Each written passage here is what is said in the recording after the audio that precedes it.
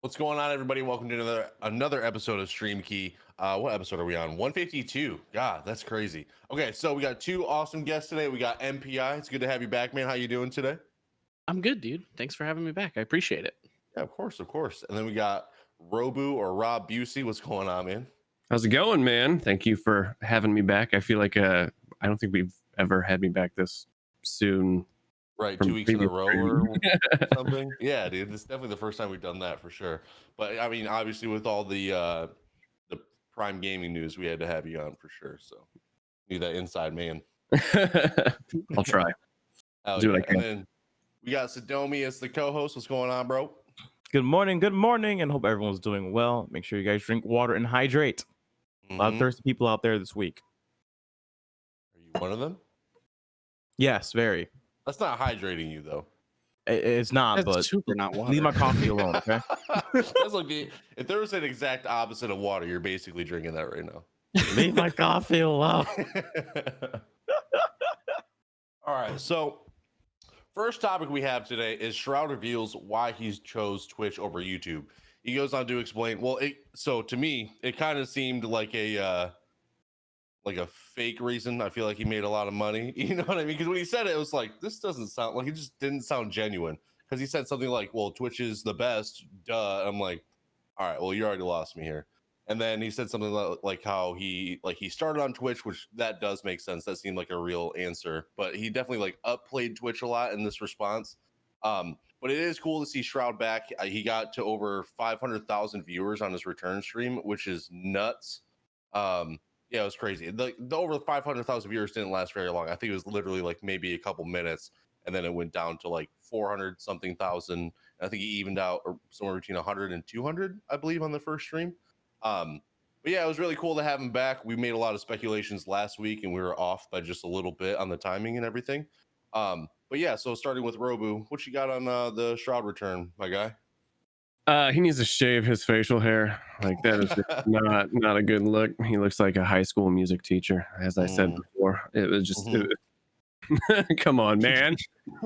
I don't know. I was just so thrown off. I'm glad he's back. I'm sad that I can no longer call you the Shroud of Twitchville. I know, man. So that makes me sad, but no, I'm glad he's back. Like you said, like his explanation it wasn't even an explanation. It was like, well, Twitch is great, duh. And okay, cool. And then all he said was he has plans. So I don't know. I think it's still too soon for me to speculate, but I'm curious to know what those plans are. But I'm just glad. I'm glad he's back. I figured he would come back, to be honest. Right. Given that, he didn't leave with a bunch of crazy stuff happening and a bunch of just ridiculousness, and he wasn't banned. So, right. But no, I'm glad he's back. Which was actually nice to him when he left too. Like, they didn't like roast him or anything. That was what I was alluding to. Yeah. Like, I wasn't trying to say that, but thanks, Dick. I didn't take his channel down and put inappropriate stuff on it. Yeah. I don't know nothing about that. MPI, what do you got on Shroud coming back, man? I mean, kind of like you guys said, he didn't really say a whole lot other than, Twitch great, which, I mean, sure. I like Twitch. And he kind of did allude to like Twitch is really specific for gaming. And since he says he has a lot of plans that include gaming, it might make sense to be here. I don't know. I'm sure he and his team did plenty of number crunching and weighing all of their options and went, that's where we'll make the most money. That's where we should go. So it definitely makes sense. I'm glad that he came back to, where it seems like he wants to be here too. Like, it wasn't just that's where the money is. It's I enjoy being there too. So it's a good fit, I think. Yeah, totally agree. Sadomi? Yeah, I mean, if you're gonna make money as a top broadcaster, Twitch is probably the best place to do it, unless you have like an exclusive deal with other places, because Twitch owns between 60 and 70% of just the total live streaming market share at this point.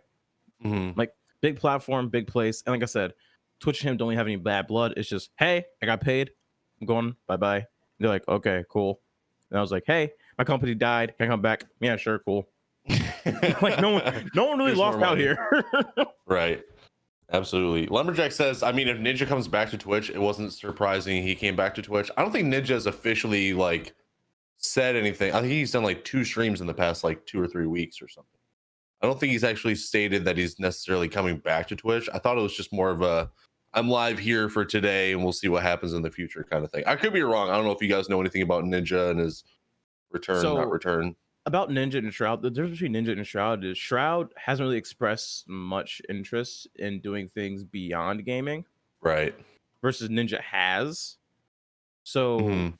Ninja coming back to Twitch would be a much bigger deal than Shroud doing it.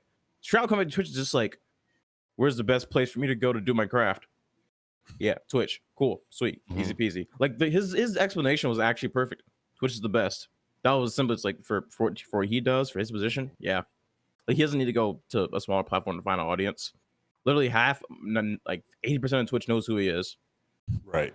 His comeback stream was what between 300 and like 500k, somewhere around there. Like that. Like Yeah. you're good. You can stay here.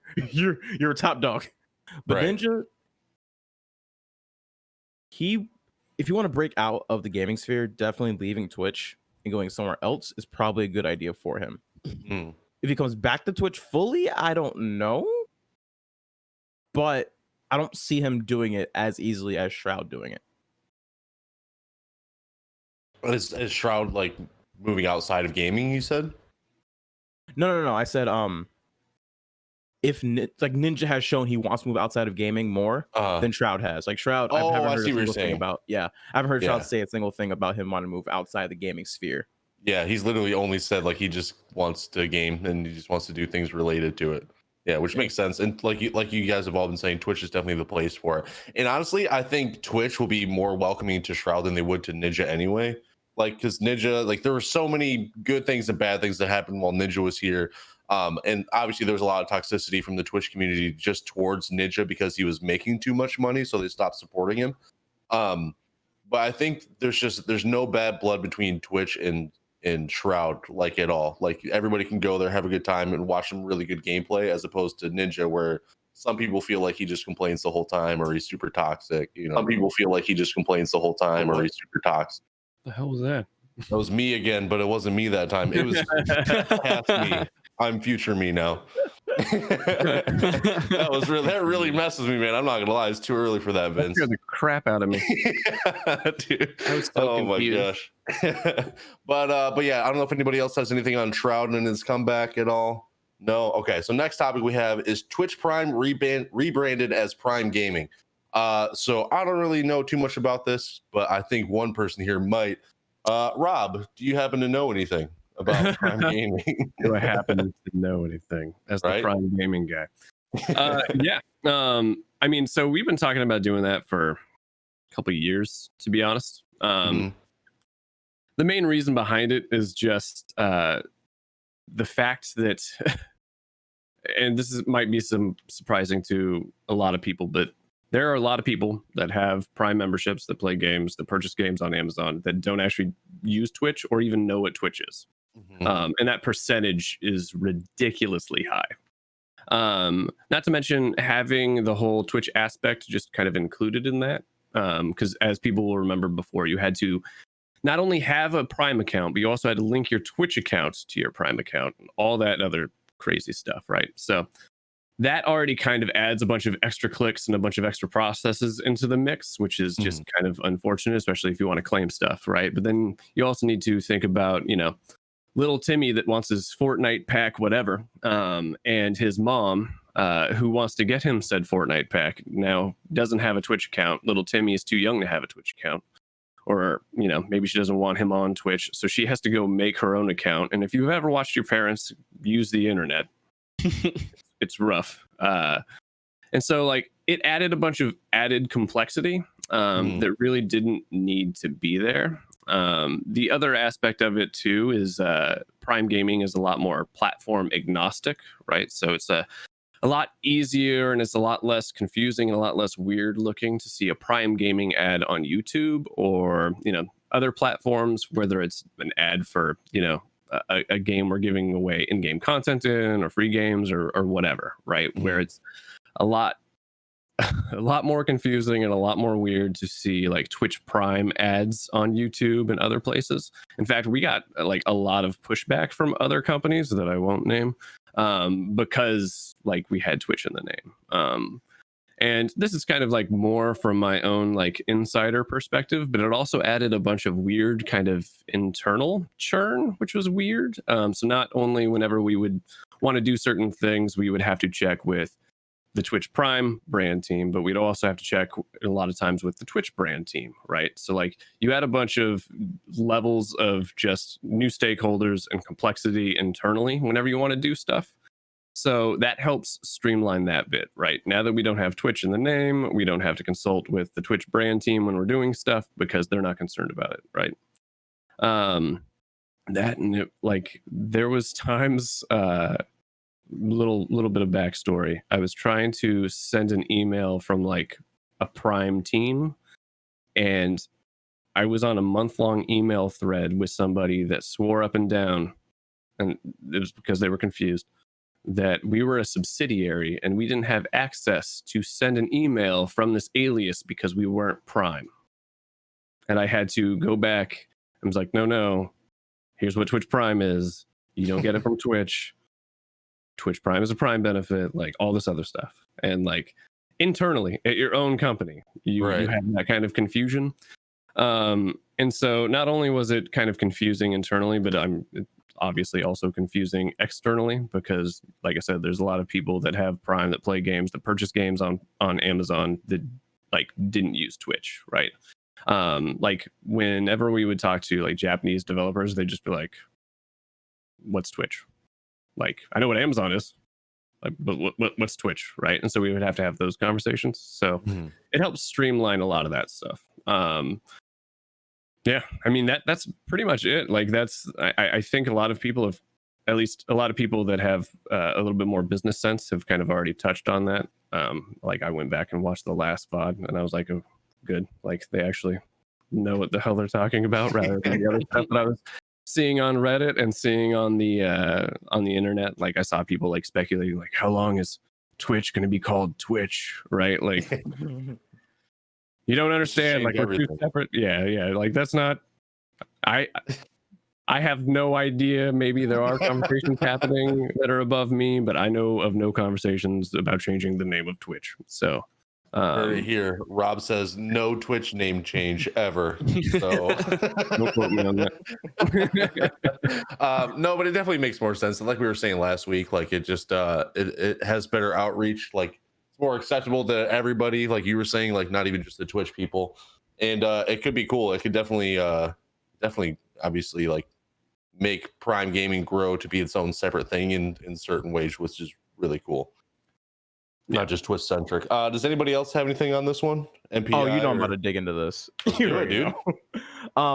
So first thing I want to say is I think this is probably the smartest, best, most awesome move for Prime Gaming ever to completely rebrand as Prime Gaming, because, and I mean no offense to Twitch when I say this, or no offense to like anybody, it's just kind of like a fact how it is. Amazon's huge. Twitch is minuscule in comparison. Mm-hmm. If anything, Twitch needs Amazon more than Amazon needs Twitch, just because of like the size of it. Like if Amazon folded, I mean that would mean things for Twitch. But if Twitch folded, I mean Amazon probably wouldn't. Amazon's fine. Amazon's fine. Let's be honest. Okay, Amazon's gonna rule the world in like 3 years. Okay.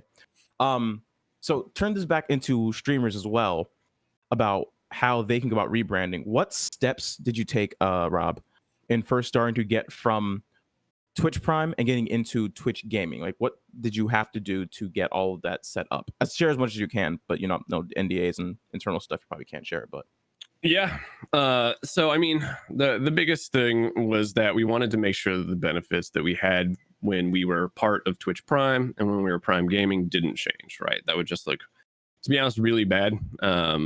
We understand that like Prime Gaming is a lot more corporate sounding, right? So like it would be just a really bad look to not only change your name to something that sounds a lot more corporate, but then also take away like the bigger kind of Twitch benefits, right? Like Twitch is obviously still like a big platform for us. We've also trained people to find their content on Twitch that use Twitch for several years. So that was just kind of a big one, was making sure like we're not taking away like the crown menu on Twitch, we're not taking away the free sub every month, like all that stuff. That was the biggest one. And then of course, like, you know, other internal things like working with developers to like get assets changed over to Prime Gaming things. And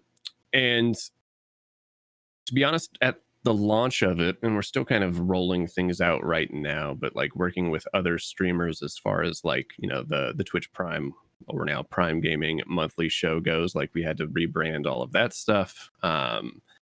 The wording and everything else and like talking points and stuff like that, to be honest, hasn't changed too much. It's kind of a lot of it is you know, mostly changing a little bit of the wording of how things go. Like before, we used to call people Twitch Prime members, right? That led to a lot of confusion as far as like, oh, this must be a different membership that I have to pay for outside of Prime, right? Because, you know, you have to be a member of Twitch Prime, right? So now it's more so like the wording is directed towards making sure we're emphasizing the fact that the benefits that you're getting are part of Prime Gaming, but overall Prime is the thing that you have to have, right? So like there's benefits in Prime Gaming rather than like get this as a Twitch Prime member or a Prime Gaming member. It's like you can get these things in this game in Prime Gaming as part of Prime, right?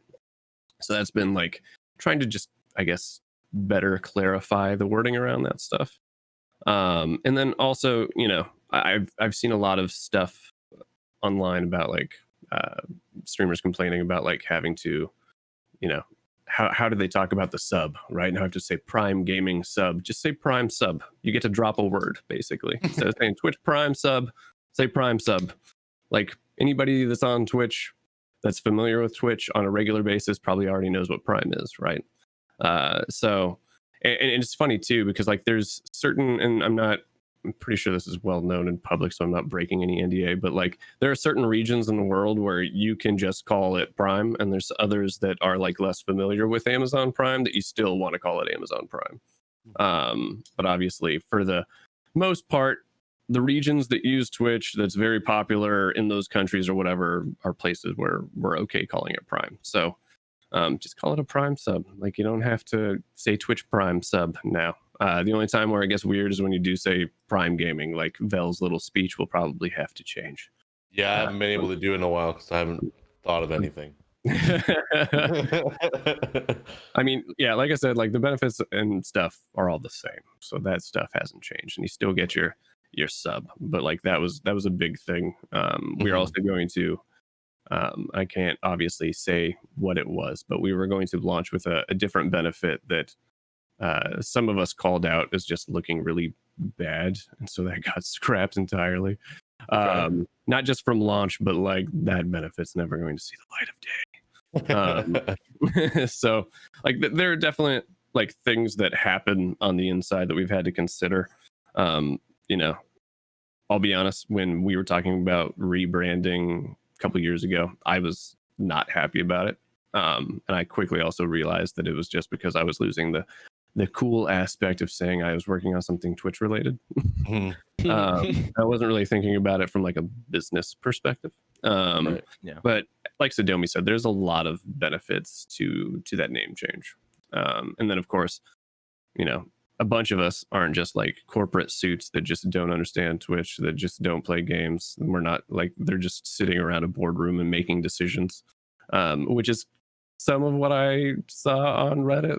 They assume like Jeff Bezos is in every meeting, right? Like, just, like making decisions, which, you know, just isn't the case. And there's certain things like that previous benefit thing that I mentioned where like some of us that are avid gamers that do a lot of stuff on Twitch are just like, no, that's the dumbest thing I've ever heard. And that will fall over flat in your face. Like that's not something you need to do. And then like basically that gets run up the chain and then axed.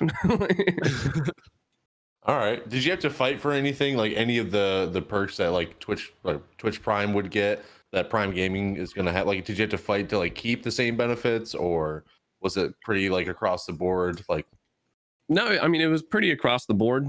Okay.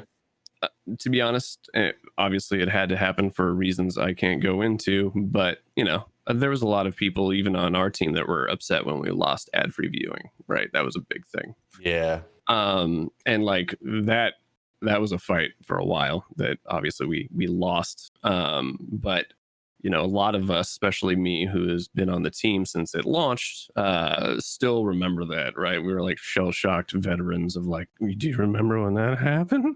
And then like this other thing happened, and then they started talking about this online.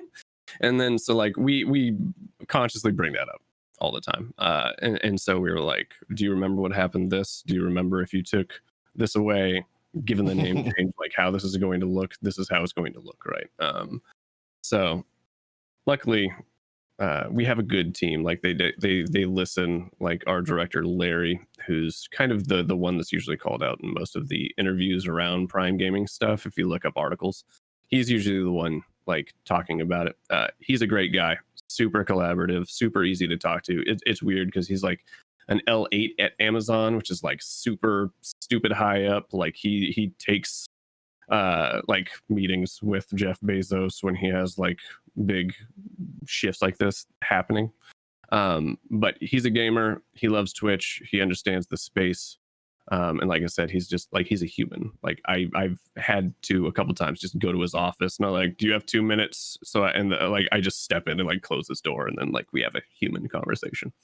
So luckily he's super approachable and just great. But he's definitely focused on like, yes, we have a business to run, but at the same time, like this is our audience, and this audience is also much different than like just normal consumers on Amazon, right? Like gamers are people that, you know, yes, we like to like, I like to see ads for games that I'm interested in, right? But like you do it a certain way and it comes off too corporate or too shilly, and I'm gonna nuke it from orbit because I just stop trying to sell me crap, right? Like, and that's something he's also conscious of. Like, there's certain ways we have to go about things. Right, that makes sense. Do you guys have any more questions about Prime Gaming? Plenty. Yeah, plenty. do it up, man. Yeah, no, Do it. seriously, like because like people don't know. Ask away, man. So again, we all know Amazon has an amazing, like, large marketplace. I think the biggest online marketplace in the world at this point. So what I'm interested in is with the new rebrand. Is there going to be more integration with the Amazon shopping experience for Prime Gaming as well now too? That's the hope, right? Because it's interesting, because kind of going back to like what I was talking about with like the whole confusion over like if we were a subsidiary or if we were a Prime brand or whatever. Like I said, that led to more interesting conversations than just that one, where like we would run into a lot of internal conflict because just pure confusion, right? Like they thought we were a subsidiary, we shouldn't be put up in this spot, we're not about streaming, yada yada yada. And it was like I would have to go back. I was like, this isn't streaming specific. Yes, we have stuff on Twitch, but like this is what our you know, I would have to go down that road. So now that we have that Prime brand more out in the forefront, like we're more teed up against, you know, Prime Music, Prime Video, all that stuff. That also allows us to have a lot more space and kind of a lot more presence on Amazon in a lot of places where we just couldn't before because it was kind of confusing, right? Now it's a lot less confusing, so a lot more doors are open to us, just which is weird to say because it's on our own site, right? But there are different teams that kind of control that stuff. And then that being said, not only is our presence on Amazon just a lot more likely and easier to pull off, but now we're also free, like I was talking about before, to do more things on other platforms, right? That's kind of always been something that we've wanted to do. Like obviously Twitch is very important. You know, there's a lot of people that play games on there. There's a lot of gamers that watch games on there. But there's also a lot of people, like I said, that don't know what Twitch is, or watch a bunch of YouTube stuff, or do a bunch of other things on other platforms in other countries, right?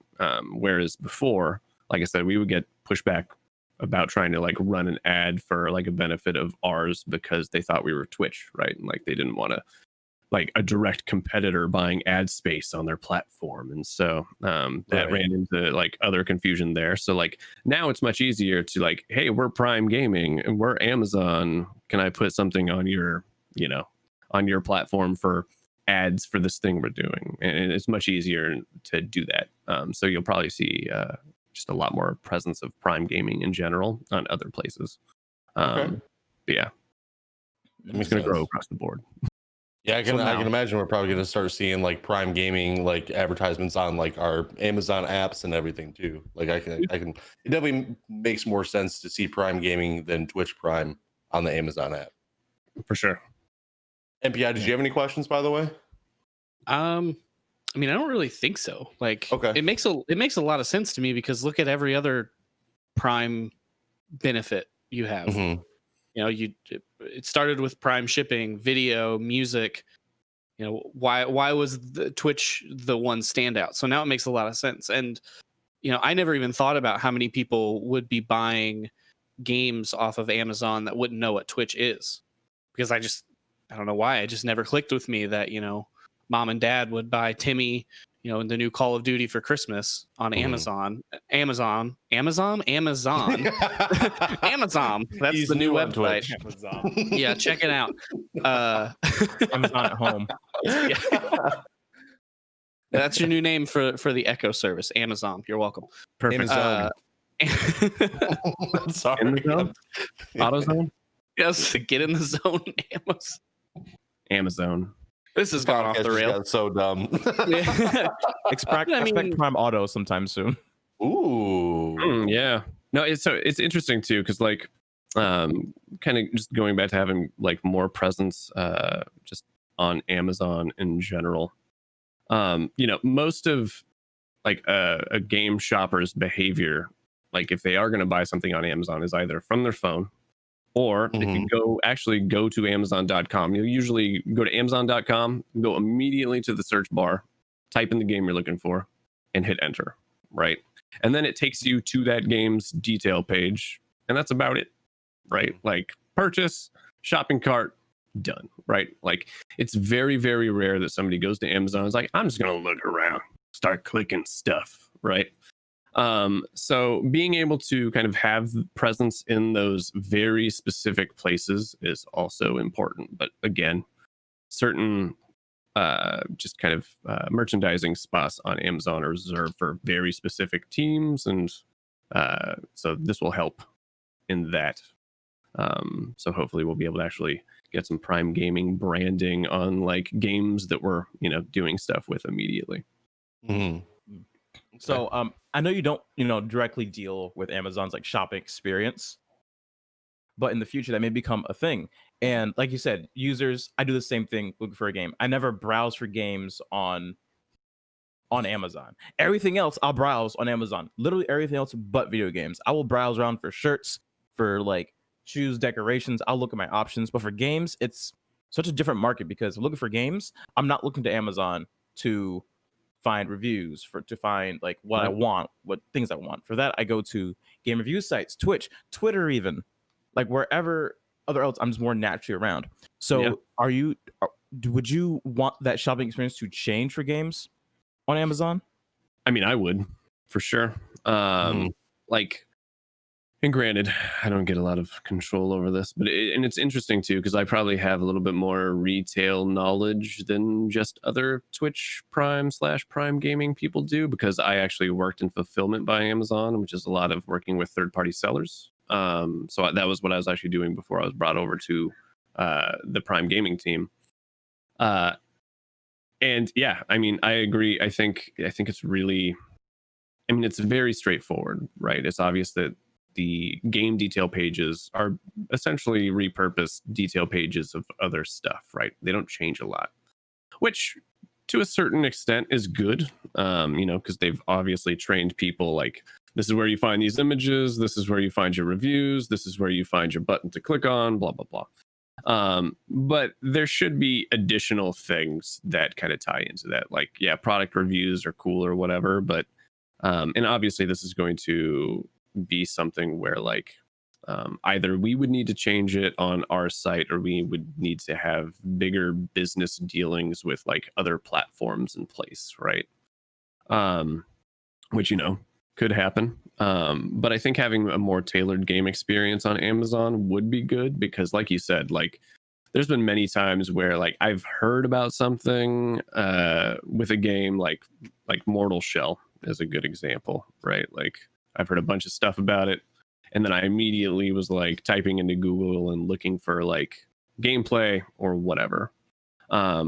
It would be nice to have something like that on Amazon. Like maybe you come to a detail page and like there's a cool trailer, or maybe there's like a link to some review site or something like that.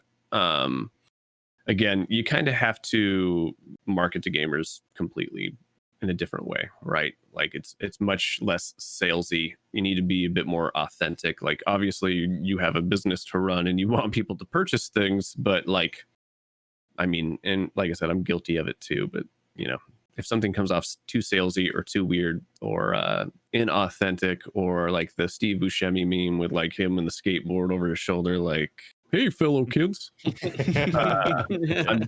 just gonna click it off and like tell it to go away, right? So being able to do that, I think will be important. I think convincing people that is important is going to be the harder part internally. Just because obviously like Amazon is a data driven company, so like there's a bunch of stuff that I know that might be a little bit more anecdotal. So it's just, it would be the process of like, how do we get data around X, Y, and Z that shows, talking about certain things in this way is just not good, and talking about things in this way is good. Like doing a bunch of A/B testing and all sorts of stuff, like getting into the weeds on marketing things. But it's something we've definitely talked about, kind of expanding on Amazon. We've also talked about, I mean, I brought it up 3-ish years ago, about like gamification through Amazon and Twitch, basically like having those things together. And maybe it's something that's kept in your Twitch dashboard somewhere, or maybe it's something that's only on your Amazon account or whatever, but like maybe every time you go and claim a piece of content, it gives you like a point towards something, right? And then once you have enough points used up, you get like a discount to use on like in your shopping cart, like on Amazon. Or maybe you get certain discounts on certain games because you claimed, Call of Duty content or things like that. And just trying to like gamify it a little bit better. Like maybe you get certain achievements, and maybe if you stream on Twitch, you like unlock a sub or like an emote that like anybody could use, whether they're subscribed or not, or stuff like that. Like just trying to make it kind of a more all-encompassing ecosystem and less feeling like disjointed and like the left hand isn't talking to the right hand sort of stuff. Mm-hmm. That makes sense. Yeah. And so with that, with keeping with the theme of having everything integrated properly with Twitch Prime, aka now Prime Gaming, you can launch games through the Twitch desktop app, correct? Yep. Cool. So when are we expecting a Prime Gaming storefront to come out? So there is an Amazon desktop app also. Mm-hmm. So there's the Amazon game app yet, if I could talk. App that you can use to launch those same games. So like if you don't want to use the Twitch desktop app, you don't have to. And that's kind of been the bigger focus on us. And that's mainly just because in the Twitch desktop app, the games are kind of buried, whereas the games desktop app, that's the focus, right? Like that's all it is really. It's like, here's your games, you can launch them from here. As far as like a marketplace on the app goes, I have no idea, but I definitely know that like it has been discussed. I don't know at what point that will ever happen, but I do know, like, obviously, we run situations where like we have problems like having certain things on Steam because Valve doesn't want us there, because like they know that like we sell games too, right? And then of course obviously with the coronavirus stuff happening and COVID, all that, digital sales are even more prevalent, right? Like the only time I actually buy physical stuff is if it has a really cool collector's edition. Like that is the only time, and then it's like I'm just gonna go buy it digitally here, right? I think it would be, again, important for them to do that. I think, and this is going to get me fired for but I think the Amazon Games app still has a long way to go, because again, you just kind of run into inherent situations where having the Amazon desktop app feels a lot worse than having the Twitch desktop app as a gamer, just because it feels more corporate, more shilly, right? Like, Right. it feels gross even for me, and I'm on the team, right? That's fair. So, despite the fact that the games are buried on a games tab, as a gamer, it feels a lot more natural, right? Like, that's already kind of your ecosystem. I can pull it up, I can go watch a stream, I can do a bunch of other stuff that relates to me, which is the important part, right? Like, these things relate to you, whereas like the Amazon games app, which is great, by the way, like, I've used it, it runs efficiently, it doesn't use a bunch of resources, it's works awesome, shows, like I said, a bunch of Prime Gaming stuff, which is also helpful. But that's all it is, right? It's not really tailored to you. It's not an ecosystem where you need to go to do other things, but it also has games in it, right?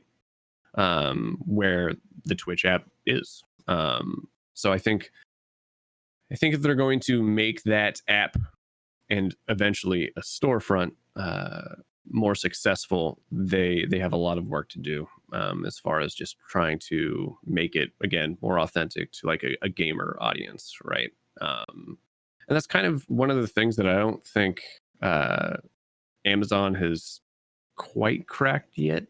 There isn't a real silver bullet to the solution either. There isn't like this exact thing will work, right? Like, it's going to be a lot of experimentation and a lot of trying stuff, and frankly, some of those things not working. But it's definitely going to be mainly around just, doing it from a less corporate, less salesy way. And it, I hate to say it, but it's going to require, I guess, more gamer focused people on that team kind of driving that message. Which we do have, luckily. In fact, that's like one of the requirements now. It's like, what games do you play? That's smart, though. Yeah. Oh, Tiddlywinks? No. Get out of here. That's true. Nothing but Fortnite. Only Fortnite. Yeah. But yeah, back to the question. I think it's important that Amazon does something like that. I think it's almost inevitable for that to happen. I just hope that they take the time and the learnings that are coming out of everything right now to do it right. Because, like, I hate to say it, but like, I enjoyed Crucible for what it was, but then we all kind of saw how that happened. And then it got pulled back, right? I think it's great that they're choosing to do that and working towards improving it, and everything else. But, there's a certain set of expectations that happen when you have Amazon in the name, right? You have a ton of money, you're a huge corporation, you should be able to do X, Y, and Z, right? That's true. Yeah. And granted, the overall like internal aspects that make up the team that made that game is far different than the company as a whole, right? But you also need to understand that the general public doesn't understand that. So there still are going to be expectations that might be a little unrealistic at times, but that you're going to need to think about and address and kind of navigate when those things go out. So I'm hoping they learn a lot of the stuff that's happening now with the rebrand and with what has happened with Amazon games, and just trying to address it a little better, or have a little bit more forethought before those things go out. Yeah, that was long-winded. Oh, that's beautiful. I mean, I love long-winded answers. All right. So, did you have any more questions, Sadomi? No, I think we can actually segue into the next topic, because I think we're talking about the Epic Game Store and Apple. Yep. Because as we're talking about, Amazon having their own game store, you have Steam, Epic Games, and Origin, I guess. Still now. Yeah. Okay. So yeah, we have so many different platforms, but with the new Epic Games Store, with Epic Games deciding to make a play on Apple, I think we're gonna have a really fun next few months hearing about this lawsuit. And Velokk, can you explain the lawsuit to people who have not heard about it yet? You want me to explain it? Yeah. I thought you guys were explaining. You guys know a lot more about it than I do. You guys know a lot more about it than I do, man. I didn't even see the article until you guys posted it. I can take it if you want. Yeah, dude, do it up, MPI. Yeah, Do it up. So basically, Fortnite was removed from the App Store on iOS and the Google Play Store on Android. And Epic is now suing Apple and Google for basically they're saying Apple has a monopoly on iOS of where you can buy apps, which from the outside looking in, basically, yeah, the only place to download apps on the iPhone is the App Store. Apple takes a 30% cut of any sales, whether it's a one-time purchase of an app or if it's in-app purchases like V-Bucks. Epic didn't like that and decided to try to use a workaround that other apps are using. So like apps like McDonald's, Starbucks, other places where you can buy things. And I'm sure this also probably includes like the Amazon app or any other shopping app where you buy physical items.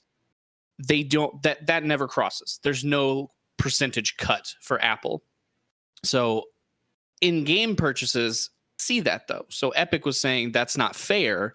Mhm. Why do they get that and I don't? You shouldn't be taking 30% of my revenue. So they decided to just go around it entirely and try to not have that happen. When they did that, Apple said, and just kicked them out of the store. So now Epic is suing them. From what I've read, and when everyone is kind of speculating and coming to, because they're not asking for any money from this lawsuit. They're not looking for any financial compensation.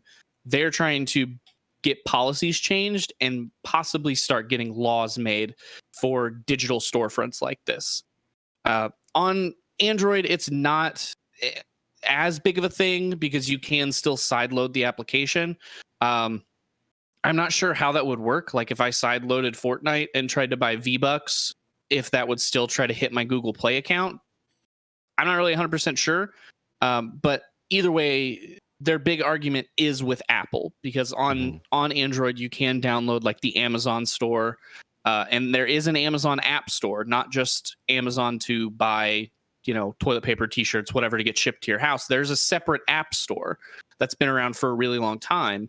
And they used to actually do, and they might still do it for all I know, actually, what Epic does of, hey, here's a bunch of free stuff, use our app.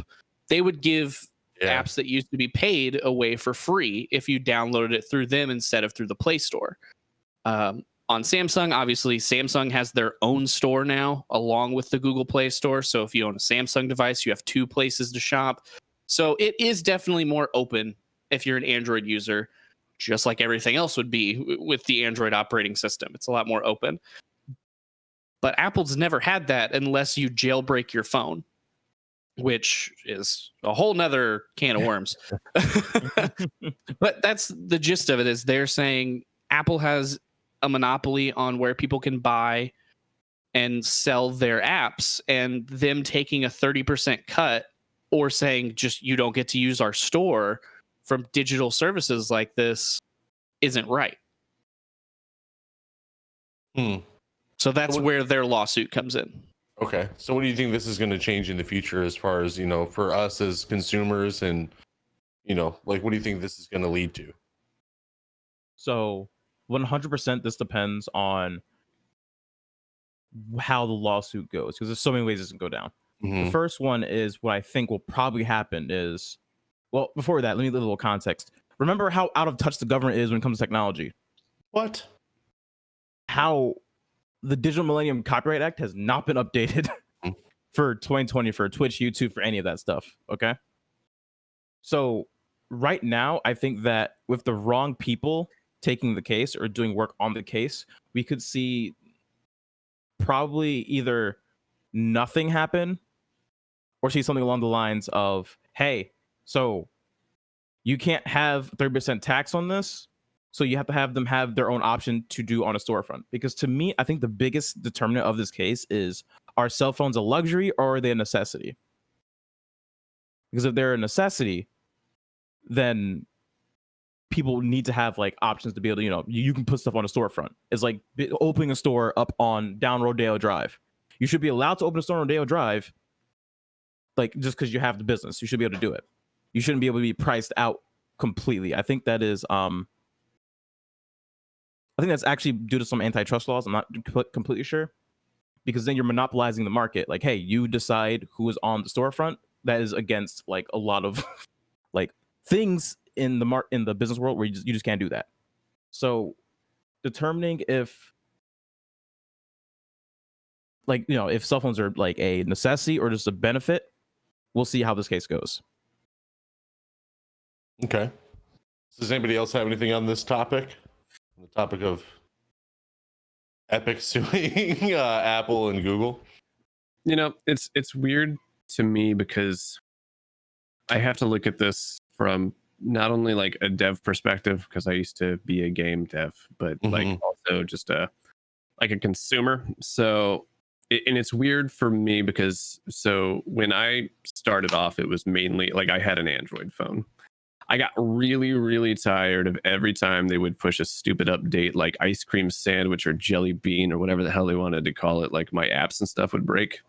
And I just wanted my phone to work. Like my phone was something, I would scroll through, I would look at social media while I was on my commute or whatever. I just wanted it to work. I didn't want it to like not only stress about work or wherever I was going or what I was doing, but now I also have to figure out why the things that I use day to day aren't working now on my phone. Like, come on, like it would happen a lot. And so I literally picked iPhone after a while because it was so closed, because like they don't let a lot of like outside APIs and stuff like that and a bunch of apps, because they know if they do roll out an update, it's going to break a bunch of stuff. So like the requirements for doing things on the App Store are very rigid, right?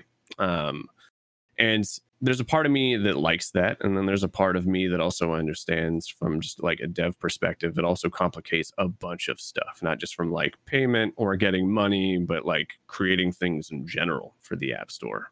Because like I said, there's a bunch of stuff you can't do because you can't access, outside APIs, or Apple decides that accessing something is wrong, but this other thing is okay, or whatever.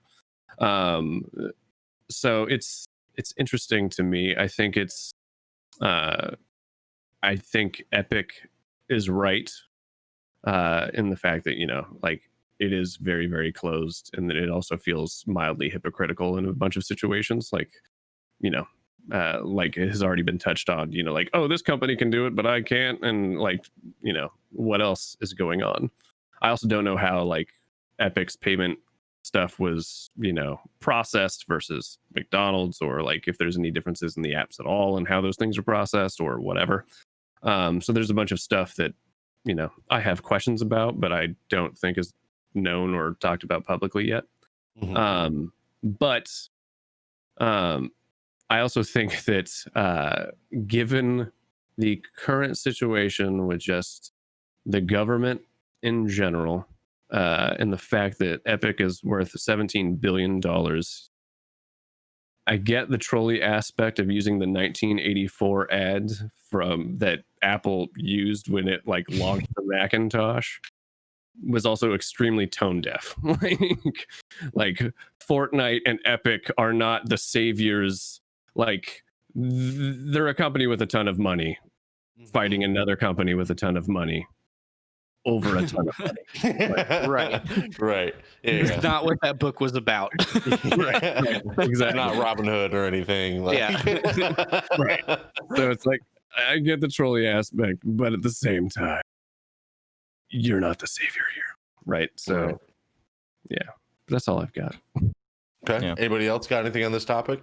Yeah, so let's talk about what Epic is actually doing here too. So Epic, when they push forth the lawsuit, here's a series of events. They decided to open a payment processing plan on their app. Apple was like, hey, you can't do that. We're taking down your storefront. We're taking down Fortnite. Epic's like, okay, we had this 50-page document ready. There you go. See you in court. Like literally, it was within I think 6 hours or an hour. Oh, like wow. they had prepared. Okay. They had it prepared. Like they knew what they were doing. They were forcing the lawsuit because like they knew they were going to get taken down off the store. So this right here is less. In fact, it's 100% not about the actual, like, being able to buy V-Bucks on the Apple Store. That is not what this is for. This is so that they can try and take away market share through legislation, through the government, from Apple, so they can open their own storefront down the future, I think. Yeah, I can see that. Yeah. Yeah. Because right now, what? I was just going to say them launching the V-Bucks thing was essentially a forcing function for this to happen. Yeah. Mm-hmm. Yeah. Oh. Essentially, think of a chess like you move your pawn forward. They take the pawn, and now they're in check because they move their pawn from their queen to their king. Yep. V-Bucks was less about them actually getting that money and more about just baiting the hook. Yep. See That's if they exactly take it. what it was. Because they came out and said, okay, so let's again use an example of Amazon, because we've talked about Amazon a lot, so it fits. Yep. I get on my phone right now, I go on my Amazon app, and I buy a t-shirt. It's shipped and sold by Amazon. It's $15, and Amazon makes a $5 profit off of it or whatever. Apple would not see any of that money. That would go straight to Amazon or the other seller that is selling through Amazon. On the iPhone, though, if I go and also try to do the same thing and buy V-Bucks in Fortnite, Apple takes a 30% cut of those V-Bucks sales. Yeah. Or think of it as buying a Twitch sub on iPhone instead of on desktop. It's $1 more. It's $5.99 instead of $4.99 because Apple takes a cut, and that's where Twitch is making up their end of the money through the consumer by them paying $1 more. So why should a physical item not be taxed that 30% from Apple, but a digital item is? That's what their argument is why am I paying a 30% cut to you when all these other companies aren't, just because mine happens to be a digital service? And then there's nowhere else to go get your app, so it wouldn't matter. It's not like I can choose between Walmart, Target, Dollar General, wherever to buy these items. It's I can download my app through the App Store, or I just don't get it. So no one can go to Apple and say, I don't think it's fair you're taking a 30% cut. I want you to take a 10% cut. And Apple's going to go, I don't care, dude. It's that or you don't get your app on my store. And what are you going to do? Just not have your app on iOS? Like, how many people is that would never see your app?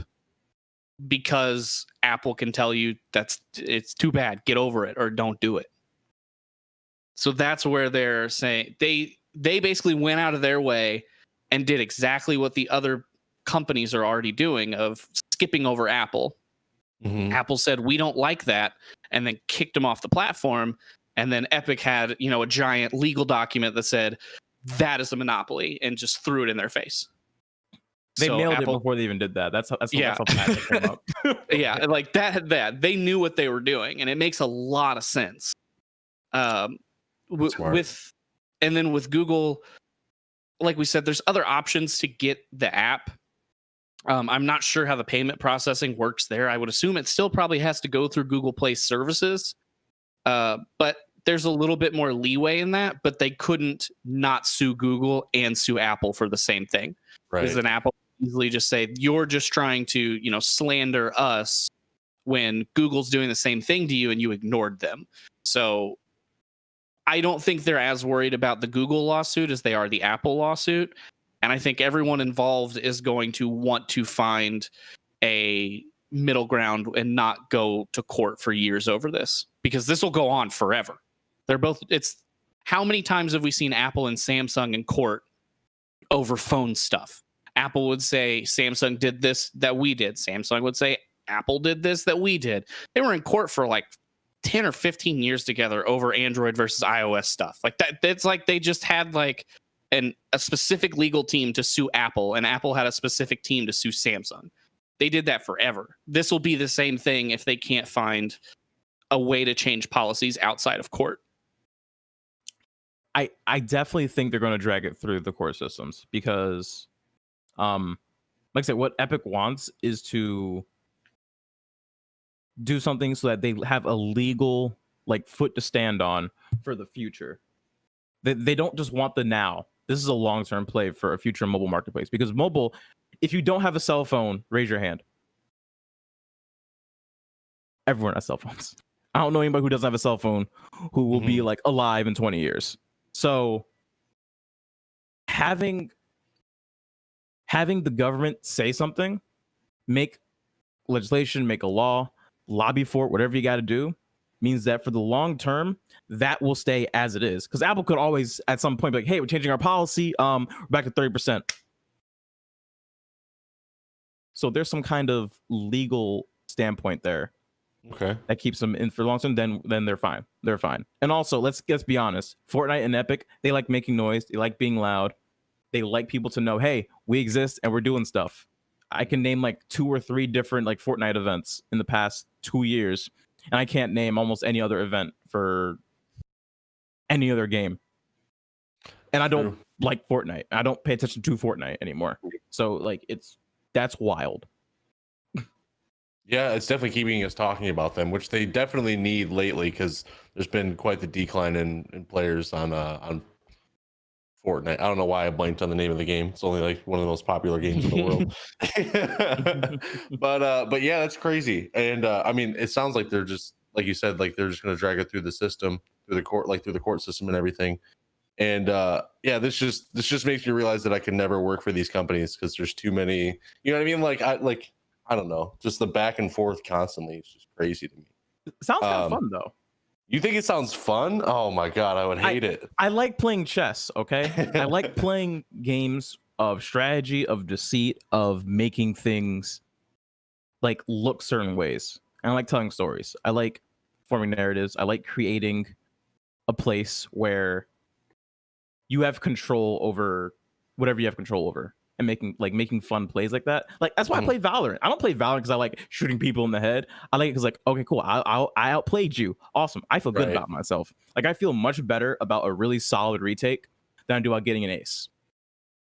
Yeah, I get that. Yeah, that makes sense. I don't know. Does anybody else have anything on the Epic Games and their lawsuits and such? No.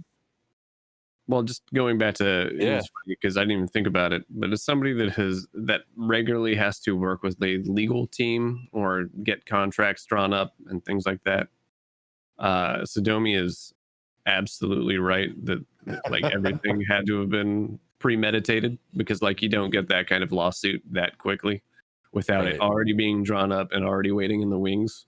The app development. Yeah. Like there is a bunch of stuff that had to have happened, not just even with the app, but like knowing, all right, we're going to be doing this. It's probably going to piss off Apple. Let's get this other plan B lined up for when that happens so we can drop this in their lap, right? Like there was probably a legal team working on that for months beforehand and like everything was buttoned up. Crazy. Yeah. And like there was a kind of a 50-50 shot there of either this works out and we make more money or it doesn't work and we're going to sue Apple for it. Right. Yeah. Like Crazy. The easier version is we make more money and we just kind of go, oh, you know what? This is okay until it becomes a problem. Or there was the plan B of, you know, like we said, attack them and try to get everything changed, which will also change it for everyone, not just Epic. This isn't going to be a case by case basis, especially if this starts going through court systems and making laws. This would be for everyone that makes apps, whether it's Epic or, you know, the guy that makes an app by himself. Right. And that is all, like he's a sole developer, marketer, everything. It'll change it for everybody. And then, you know, that makes Epic look like the good guy. So a little bit even more positive for him. So honestly, I'd say that the whole lawsuit thing, that's plan A. Plan B was Apple being like, okay, yeah, sure. They're like, okay. Oh, okay. I guess I'll just in keep fact, my that money. probably might even be like plan D when I think about it, because they probably done something else to break TOS and be like, hey, monopoly. Because the long-term effects of Epic having a mobile storefront that they can load on any device is much more powerful. Again, like I said, if you don't own a cell phone, I don't know who doesn't own a cell phone at this point. I don't know a single person who doesn't. Even people in prison for like 40 years, they have cell phones in there. Some people. Yeah. So like, it's they want that mobile. They want that mobile space. They want that mobile space. And right now, Apple and Android, and I guess you can say Windows Phone too. That's still around. That's not. it That is? died years Not, ago. oh, it died? Okay. Oh Cool. no, they killed that years ago. They should have. It's been dead for a long time. Okay. But like I said, Apple and Google, they have the two markets, and they're two of the biggest companies in the world right now. So of course Epic wants in on that. Yeah. All right. I don't know if anybody else has anything on that topic, but I think we can start getting to questions. We still have a question from last week, actually.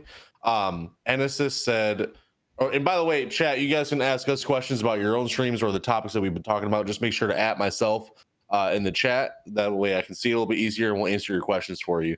So this one comes from Enesis. This was last week during the show. What took you guys the longest to change about your channel, and why did you change that specific thing? It's actually, so this is a tough question for sure, because at some point everybody changes something about their own channel.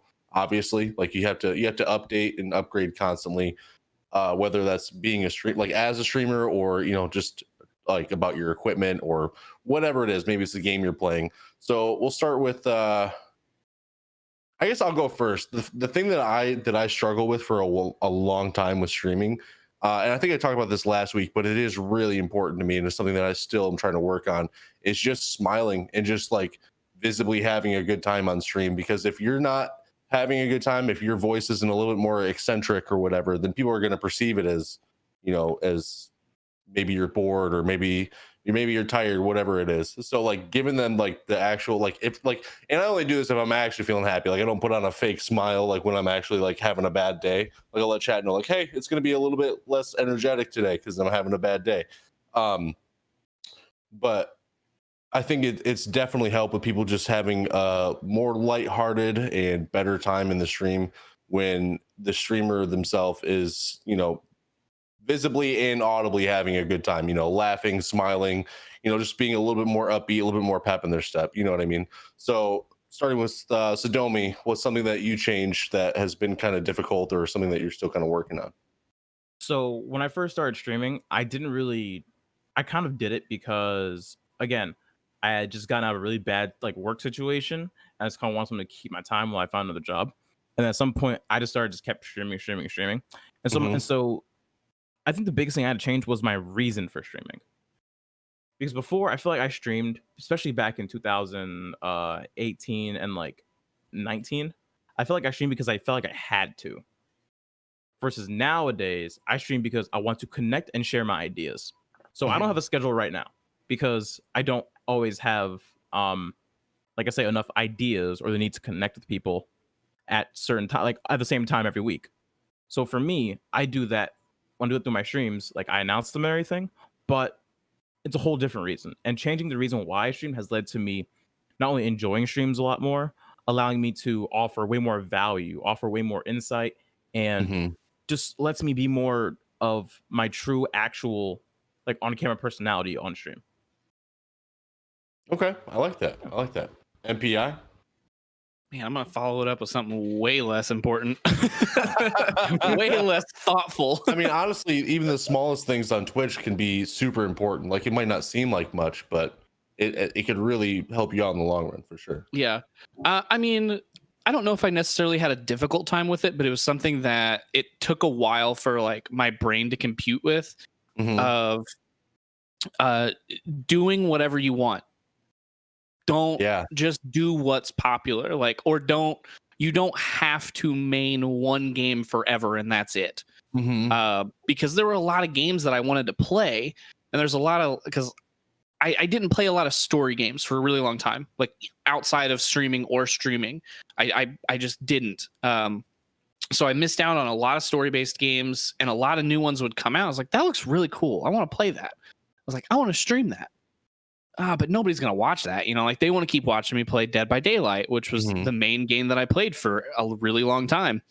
So I just was like, I'm just going to go for it, dude, and see what happens. And I have so much more fun experiencing a story with people. Like if it's the first time for all of us, or a game that a lot of people have enjoyed that I'm experiencing for the first time, I just feel like there's so much more connection with someone and more involvement than just like, okay, I'm going into my 450th killer match of the week. Let's see if we can kill these same 4 survivors that we've seen all week. It gets more exciting and more interesting, and I feel like lets you be more creative than just playing the same thing over and over again. There's nothing wrong with maining a game if that's what you enjoy and you're having fun and it's going well for you. Keep doing it. Do what you want to do. It just didn't really work for me, and it was a long time for me to see that there was something outside of the multiplayer games on stream. Because when I started watching, I started watching competitive streams because of like that. This is where Call of Duty was streamed for tournaments. This is where Halo tournaments were streamed. That's how I found Twitch. And then most of my friends that I watched were playing at the time like PUBG or Fortnite or just Call of Duty multiplayer. So that's what I thought I had to do. I was like, that's the only thing you can do on this platform. And I learned there was art, there's story games, there's video editing, there's so much stuff you can do. So if there's something you want to try, just do it and see what happens. Like the worst case scenario is it doesn't work super great and you backpedal a little bit and rethink what you're doing. Right. And I think you actually you made another good point there too, which is super important for everybody, is like you're doing things to focus on connections with the people that are already supporting you rather than trying to grow more new connections. You know what I mean? Like we always want to, as streamers, we always want to grow, but we never it doesn't come across our minds as much to just connect more with the people that are already there supporting us, which really does help in the long run, because that could be the difference that, you know, takes one person from being like, you know, they're there every once in a while to being more of a regular. Or if they're already a regular, then maybe they'll start talking more about your channel and wanting people to be more included in this, and you know, telling their friends about it, because obviously they might like hanging out with their friends, and if they like hanging out with you, they'll invite their people, which has happened. So focusing on growing already started connections is huge. It's very, very undermined. Like networking with connections you already have is not talked about enough. But that's right. That's good. And then I feel like too, even like the new connections that you're going to make, you can make I feel like a tighter connection with someone, because there's a lot of story-based games. Like think about Skyrim. That game still has a huge fan base and a huge following. I played that for the first time on stream, and people came in like, how is this the first time you've ever played this? And then they would tell me why they loved that game so much. Yeah. And they were like, I really love this town. Go check it out. I could go check out that town, and then we could have a discussion about it. So I had people who were already there that loved Skyrim, that we could get a little bit closer through another game. And then new people would come and be like, this game changed my life, and this is why, and let me tell you about it. Where I didn't feel like I would have that as often with Dead by Daylight. It was every now and then a new person would come in and be like, oh, I like the killer you're playing, I'll hang out. And then they would, you know, I would change killers to a different one. They'd be like, okay, bye. Like they were there to watch that, and that was it. So it feels like there's a lot more connection in those games to me. Plus it lets me change it up a lot more. You know, there's only so many times I can play the same game before I get bored, even if it's my favorite game.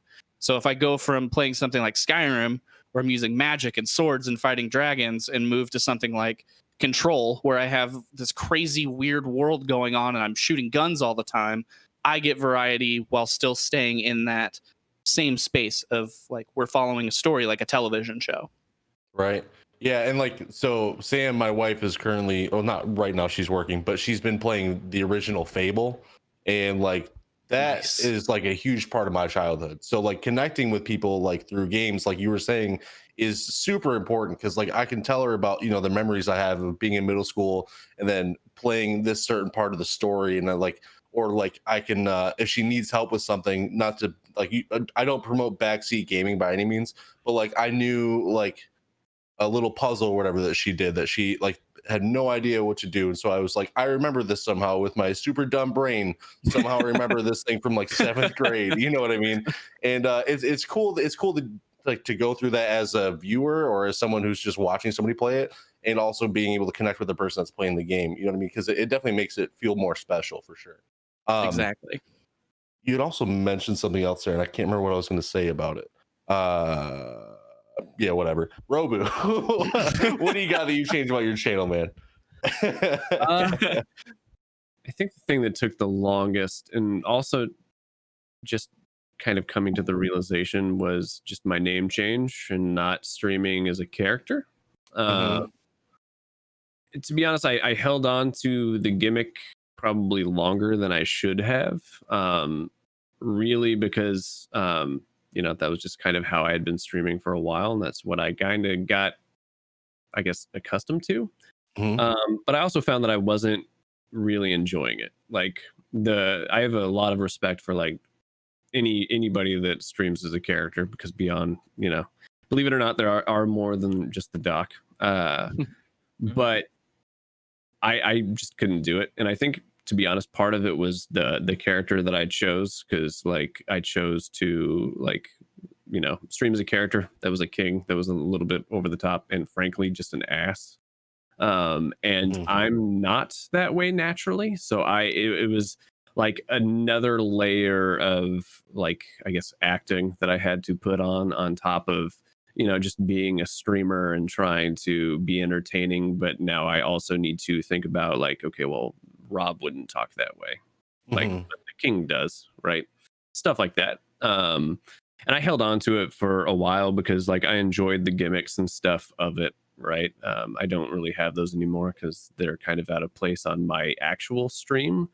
But the thing that kind of pushed it away was just thinking about streaming as like a normal person again, because I had done that a little while ago when I was doing game dev. But then I was also thinking, and to be totally transparent, thinking for my own purposes here, but my actual name is on a bunch of Twitch Prime stuff, right? So like, well, now it's Prime Gaming, but like I had a bunch of like Twitch blogs and stuff, or a bunch of stuff that was out there on like Medium and things like that. I had Twitch Prime in my bio on Twitter. Like there was a bunch of ways to find my name, but my name on Twitch was something different.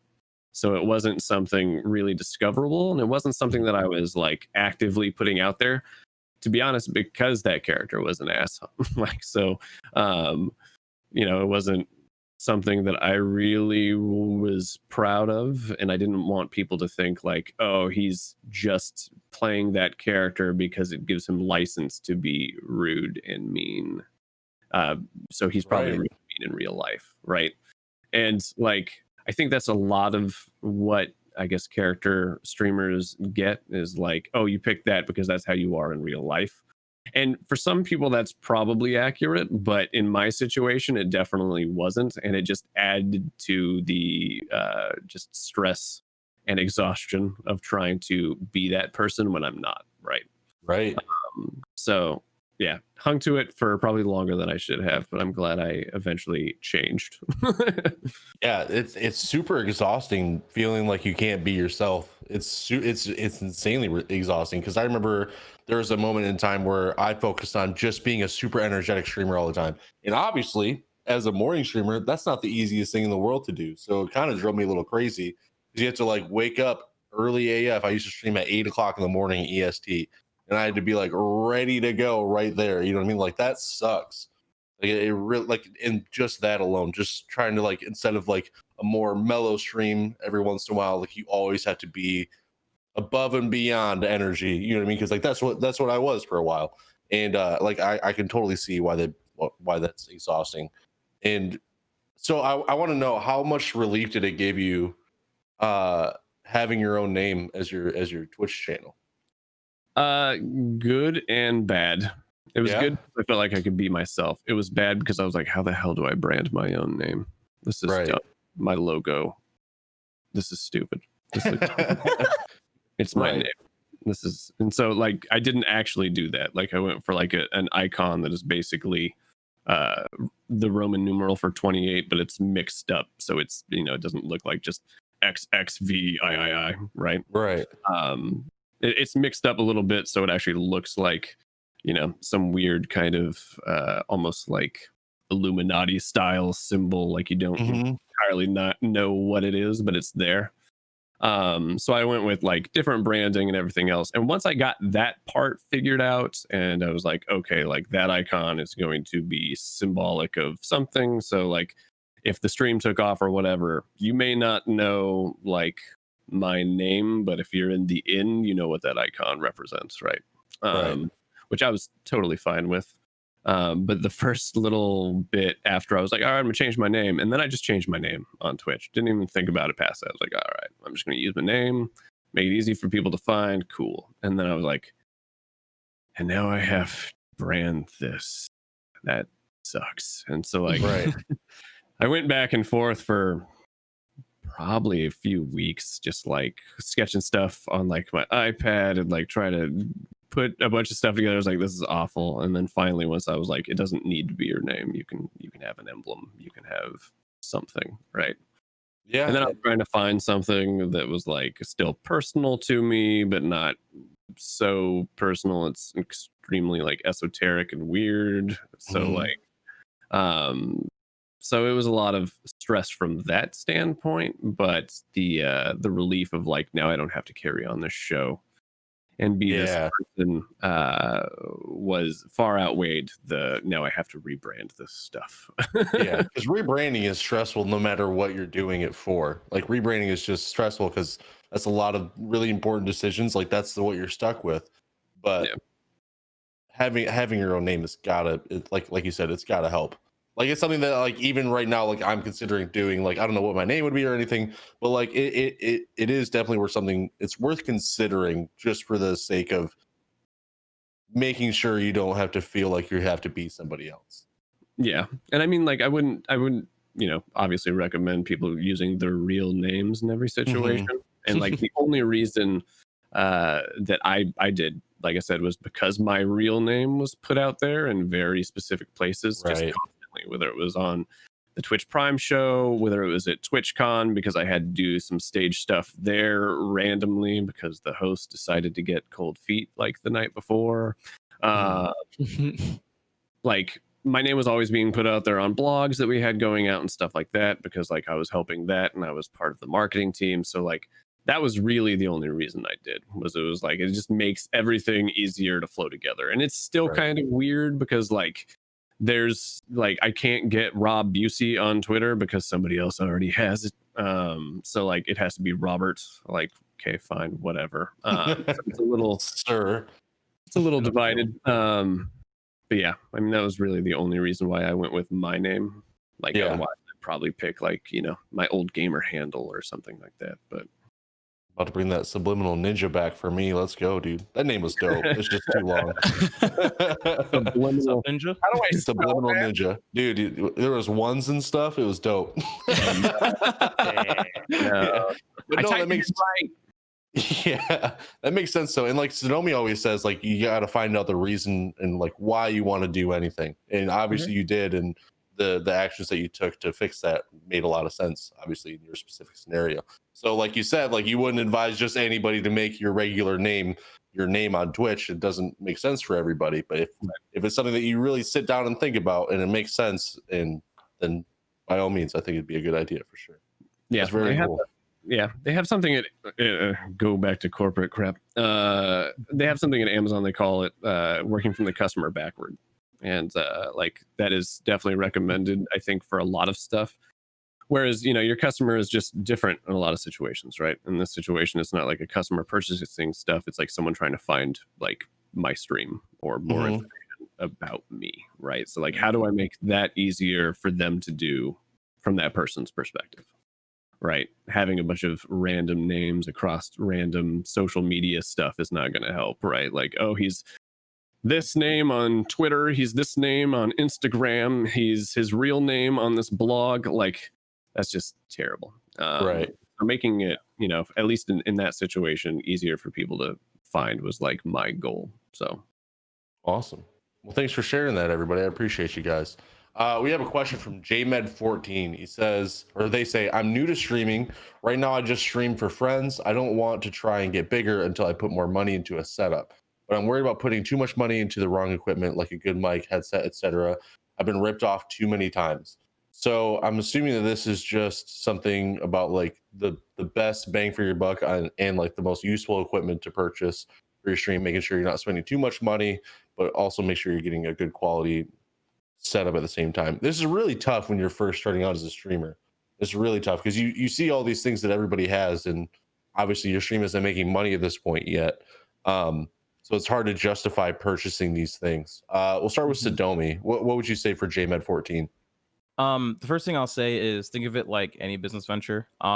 What's your return on investment? Simple as that. If you're like just doing it for fun or whatever, set a budget, whatever you can like safely just spend on stuff. Don't go overboard. You can upgrade piece by piece. Like when I first started, I used a laptop webcam like attached to my desktop. I don't sure how I did that, but I attached a laptop webcam to my desktop and used that. I didn't have a webcam. For a microphone, I used a snowball I got from a deaf friend of mine like 5 years ago. I used that until like 2019 when I got an XLR mic setup. That's because I realized, hey, I want my audio quality to sound better because guess what? People like my voice. Okay. But yeah, one thing I'd say is like set a budget. Don't spend anything you are not willing to not recoup just right now because like I said, just do it for fun. Simple as that. Trying to get bigger with better equipment. You don't need better equipment. You need just better stream, which doesn't, like I said, better equipment doesn't mean better stream, and better stream doesn't mean marketable stream either. So you have to do a lot of different work besides buying equipment to get better. In fact, I'd say you can buy equipment should be like just a bonus thing to do, even at this point. Yeah, I agree. MPI. Yeah, I mean, I agree with a lot of that. Just start with what you've got and go from there. I saw a Twitter thread yesterday that was started by a partnered streamer who also works in the games industry, and it was who started streaming on a console, and it was just a gif of like raising their hand. So that person started on a console and that was all they had. They streamed directly from their Xbox to their PlayStation, and now worked their way up over time, and over time has collected equipment, upgraded, so on. If you just like have that itch though, and you're like, I gotta buy something to get this going, because I know that feeling. Like I get that sometimes. We're like, man, I gotta upgrade something or I'm gonna lose my freaking mind. Focus on your audio the most, because most webcams are gonna look about the same, and you can work in OBS to color correct those. You can do some work to correct your audio in OBS, but it's harder. So focus on good sound quality first. That doesn't mean you have to buy, a Go XLR and a $500 microphone, but focus on that first. Do some research on what kind of microphone you would prefer and what fits in your budget is the biggest thing. I had this microphone from when I used to play music, when I played in bands, and I just plugged it into my computer and did some tweaking in OBS, and it works. Sure, there are better microphones out there, but it's clear, it sounds pretty good, and I put zero money into it because I already had it. So if you have equipment, work with what you got. Your gaming headset has a microphone, and surprisingly, those sound pretty damn good now in 2020. So maybe play with some audio settings in OBS and change some settings around before you start dumping money into it. And don't go all out at the beginning, because there's a lot of stuff that you're going to buy that you would have no other use for if you stop creating content. If you build a PC to stream, great. You can game on it later. You can do other things on it. But I would not have a use for this microphone outside of streaming if I bought it. I would not have a use for my camera outside of it if I didn't create content. So the very niche items that we're going to be buying for this, maybe don't go all in on that just yet. Right. Focus on making really good content, having fun, and work with what you got and build up over time. If you see a good deal on something that you're going to buy anyway, or if especially right now, if you find somebody started streaming at the beginning of lockdown and COVID and is now selling all of their equipment for dirt cheap, maybe grab a piece or two, but don't go spend, 10 grand starting out. Right. Ease your way in. Other than that, right now, specifically to kind of in the time of this podcast, probably don't go looking for webcams just yet. They're sold out and people are price gouging them like crazy because people are starting to stream, or because companies have so many people working remotely that they're trying to get all of them a webcam so they can be on, video meetings together. So if you see a C920, which is kind of the, de facto webcam that is what most people use, and it costs more than $50, probably don't buy it. You're getting price gouged. Yeah, absolutely. And basically what you're saying there is don't go chasing waterfalls. Just stick to the rivers and the lakes that you're used to, is what I heard out of everything. Yeah. Yeah. Also, to add on to MPI's point a little bit with using what you got, you can make anything sound decent if you just improve your environment. Like if you have a quiet room will sound better than a loud room and expensive mic. Yep. And if you are worried about something like that, like if you have like kids that run around, dogs that bark, if you have a fan running a lot, like I have this fan behind me, I have running a lot during the summer because this room just becomes a furnace with 2 PCs running in it and a light pointing at my face. Getting a microphone that is made to just pick up your voice, like when you're close to it, like a directional microphone. I think I'm using the right word. I'm blanking on words right now, even though I should know them. Will help a lot, because that fan, I'll blast it. I'll turn it on as high as it goes, and this microphone will not pick it up even when I'm talking, because it is designed to be held close to your face and to be talked into or sang into, not pick up all of my surroundings. That's why if I were to move back away from it, you'd stop hearing me. When I get close to it, you can hear me again. But like a snowball, I could walk around the room and it will not change what I sound like. Right. Because it is meant to pick up everything around you. So you can get a solid microphone like this, and it's not the best way to connect it through XLR to USB. But if you're on a budget and you're trying to keep background noise out, that's a good way to go. That's how I have it set up. This microphone is XLR into a USB cable. Wow. I don't have a mixer. I don't have anything extra. It's just the microphone ran straight into the PC, and it sounds better in OBS than it does in Discord, because I did, I changed things in OBS, like gain and noise gate, all that fun stuff, to make it sound even better. Right. So you can make good quality content without spending thousands of dollars. Right. I'm assuming you're also using a VST plugin as well through OBS, or have you not gotten to that yet? Nope. You should definitely look into it, because audio correction in OBS. Okay. Yeah, you can Green Court, or now Benjamin Green actually told me about this a long time ago. You can get free, I think it's called a VST plugin for OBS. And it makes it so you can adjust, you can basically, it's like having a mixer essentially, but it wouldn't work through Discord or anything like that, obviously. Right. Yeah, but no, that's actually really, really smart.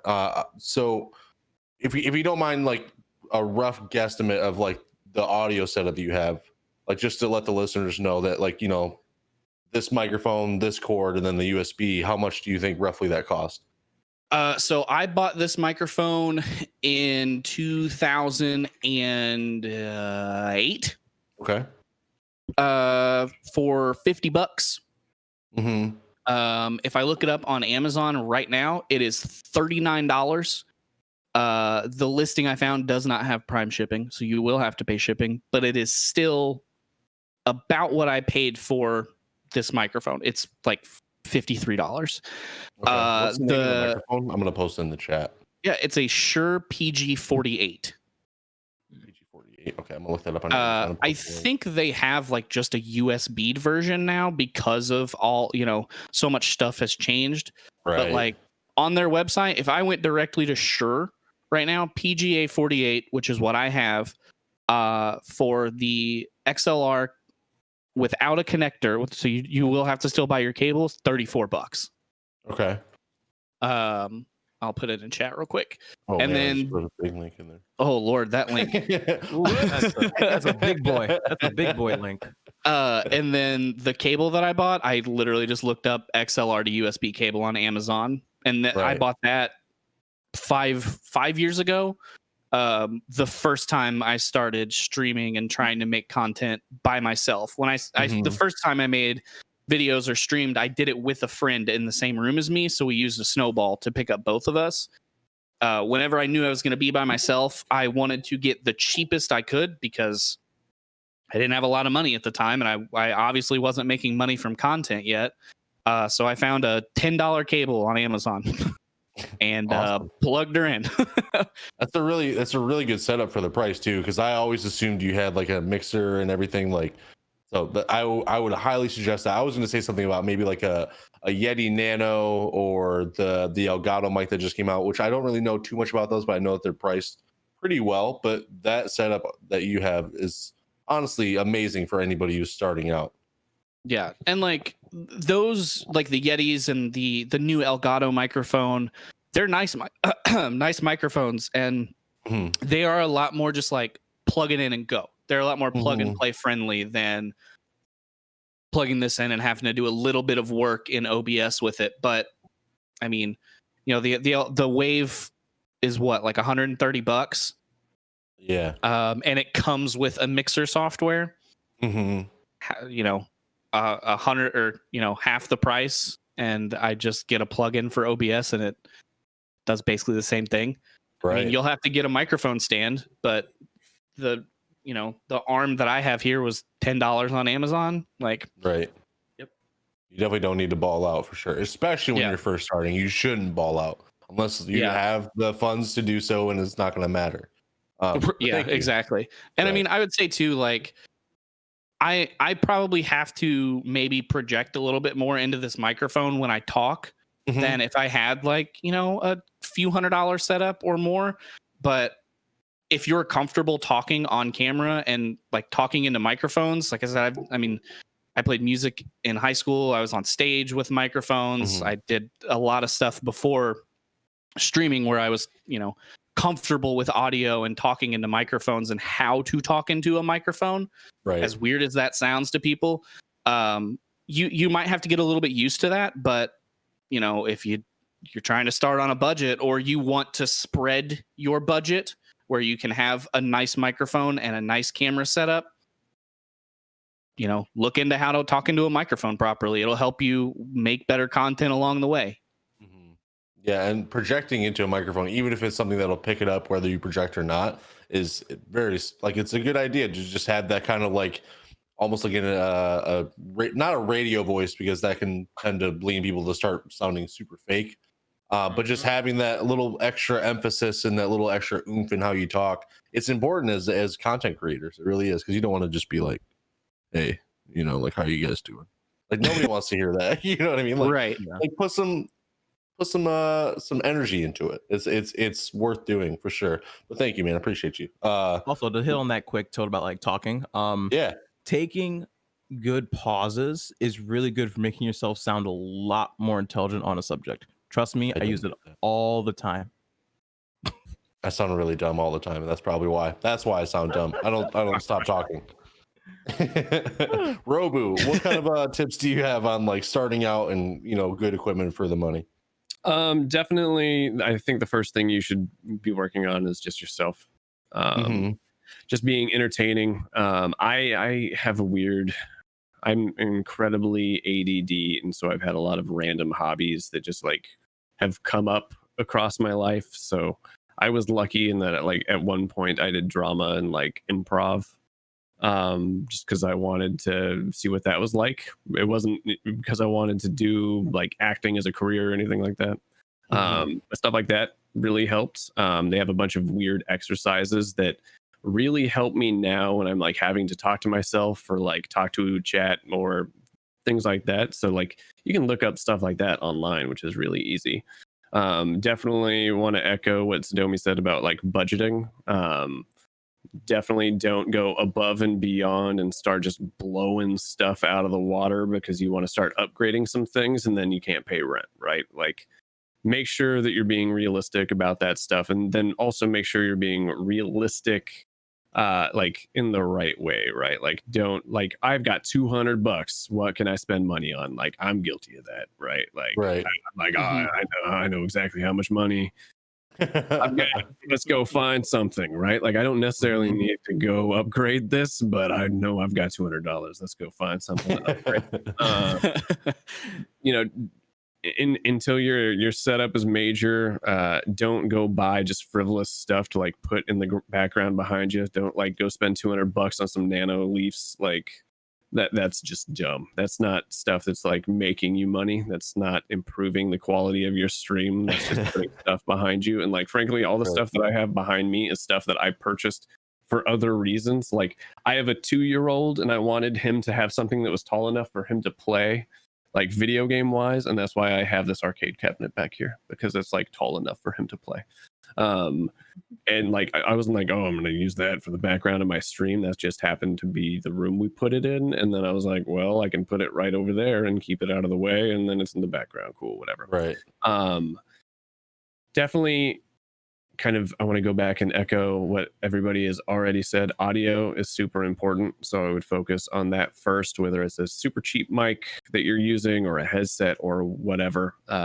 Think about that first. That's going to be like the biggest thing, because part, if not all, of what makes you entertaining is going to be you interacting with your chat in some way, or you talking about things that are happening in game, or what have you, right? And nobody will sit in your stream and listen to you talk to them or yell or whatever if you sound like you're clipping all over the place and you just sound like crap and it's a staticky mess, right? That is absolutely terrible. The other thing that I would say is like once you have like your audio kind of figured out, or you're in a good place, lighting is important. You can have a really crappy webcam and still make that webcam look better if your lighting is good.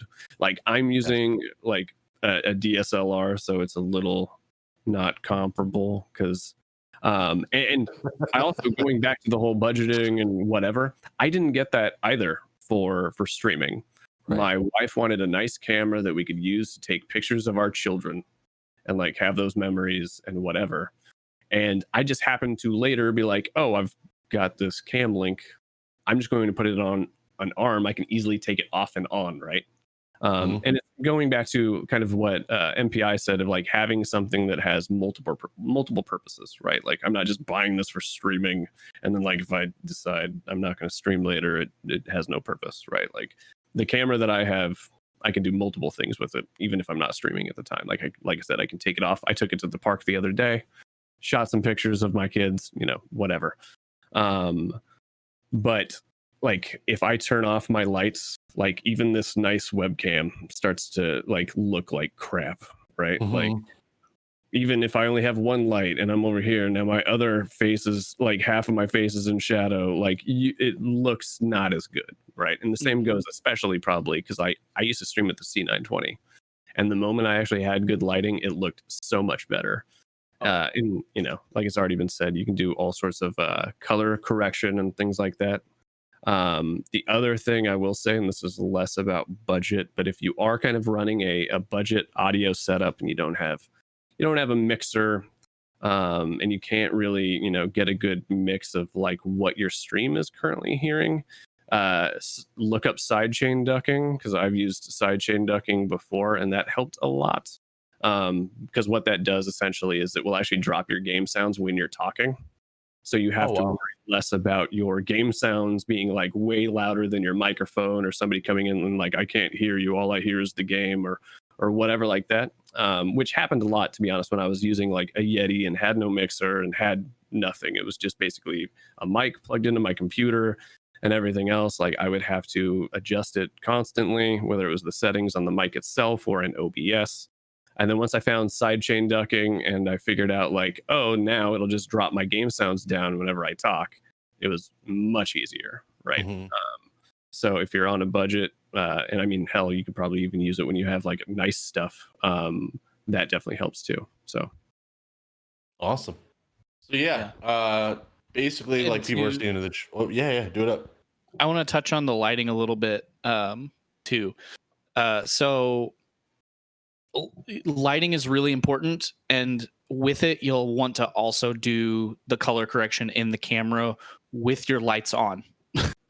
So that sounds like a really, really simple thought process, but have your light set where you want it. Like mine, I can control how bright or how dark it gets. So I have a spot that will like stop getting brighter.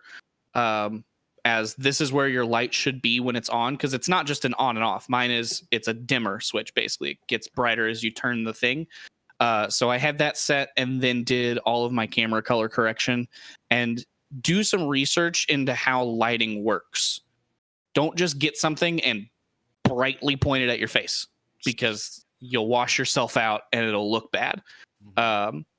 So kind of do some research on how lights work.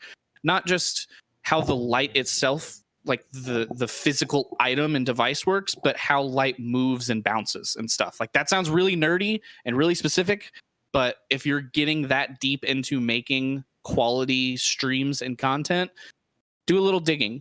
Just look it up on YouTube and learn about it. There's a lot of information out there. Yeah, absolutely. So yeah, like everybody's been saying, like audio is very, very important. And you definitely don't want, like, you want to make sure that if you start spending a little bit more money than just the standard items, that your stream is making the money to pay them back. You know what I mean? Like, I don't necessarily need a stream deck. Like, if I wanted to, I could go for like like $10 or something like that app that you can get or something. Like, you don't need to spend $150 on a stream deck when you can do the $10 one on your phone temporarily, or just use your number pad on your keyboard, which is what I did for a while as well. So yeah, just be smart about your purchases, you know what I mean, and do a lot of research. It's worth doing. So we have one more question that I want to try to squeeze in here real quick. It's from Benjamin Green. He says, do you guys feel like Fall Guys' success will last on Twitch? To be fair, what defines lasting success on Twitch? Are you talking League of Legends, Fortnite kind of success? Or are you talking what 95% of games on Twitch are? They're hot for 2 months and then they fall down the directory because new stuff keeps coming out. Yeah, I think it's about keeping its relevancy on Twitch. Yeah, keeping its relevancy. I think it'll be like Animal Crossing kind of is now. You'll have a few core people still playing it in about 2-3 top 10 games. No way in heck. You don't think so? No. There's no. I mean, it's just like Animal Crossing is one of Nintendo's best-selling games right now, and that game dropped down below the top 10. To be fair, though, that's a totally different game, though, because it doesn't have the competitive multiplayer aspect that Fall Guys does. True. And definitely, the game isn't as replayable as Fall Guys is. But let me actually look at the top 10 right now because I'm curious. So the top 10 right now on Twitch at 12:51 p.m. The top 10 games are Counter-Strike, Minecraft, Valorant, Kiddick, Call of Duty, Fortnite, Grand Theft Auto 5, League of Legends, Just Chatting, and Fall Guys. I don't think Fall Guys will stay up there by December because of, simply new console generations coming out. So you see a lot of games hit that, and then they'll come to the top. And then the real test to see if Fall Guys will stay is if people are still playing it past when the new consoles drop, when all that hype for that dies down. People are still playing it, then a chance to last for maybe a few more months. But yeah, every game kind of just, most games that are still big on Twitch, like they stay up in that top 20 range, and they all have the same thing. They're competitive multiplayer. You can play them easily, and there's constant content. So if they keep updating the game, there's more like challenges, more things going on. Then yeah, I think Fall Guys could stay, but I don't think it will. Okay. MPI. I think they have a chance to, because their social media team is amazing.